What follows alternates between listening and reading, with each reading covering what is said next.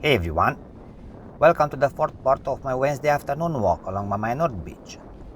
In this video, you will see me walking in front of several main beaches, but also a few free beaches, and from time to time, right along the shoreline, where tourists are coming out of the water or heading in. Nothing special planned, just another honest moment by the Black Sea, exactly as it was that day.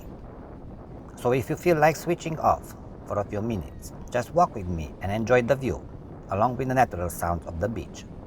Thanks for being here. Cheers!